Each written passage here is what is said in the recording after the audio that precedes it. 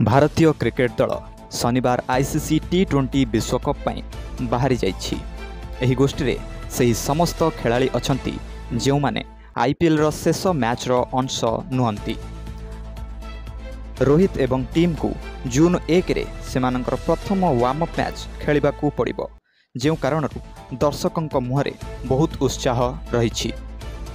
तेबे विश्वकप रो प्रथम मैच जून 5 तारिख रे आयरलैंड विपक्ष रे खेला जिवो। तेबे एहार भितरे एक बड़ खबर सामना को आसुछि, जहाँ खबर मिली विराट कोहली भारतीय दलर प्रथम वार्म अप मैच रे शामिल हेबे नाही, जहाँ दल पाई एक बड़ झटका हेबो। तेबे विराट कोहली परे टीम रे जोग देबे। यदि गणमाध्यम रिपोर्ट को विश्वास करा जाए तेबे रन मेसिन भावे जनाशुना विराट कोहली जून 1 रे खेला जिबाकु थिबा प्रथम वार्म अप मैच रे अंशग्रहण करिबे नाही। एक स्वल्प विरति निया जाइछि बोली विश्वास करा जाए। एही कारणरू कोहली प्रथम वार्म अप मैच खेली परिबे नाही। जून 1 रे न्यूयॉर्क रे बांग्लादेश विपक्ष रे भारतर एक वार्म अप मैच खेला जिबाकु जाउछि, जहाँ उपरे आलोचना चलिछि। किछि रिपोर्ट अनुसार दुबई रे किछि व्यक्तिगत काम हेतु कोहली बीसीसीआई रु विरति नैछंती। बीसीसीआई रो जने वरिष्ठ अधिकारी कहिसंती जे कोहली पूर्वरु कहिथिले जे से विलंब रे टीम इंडिया रे जोग देबे।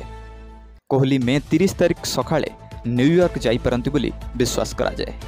हार्दिक पांड्या मध्य विलंब रे विदाय नेबे।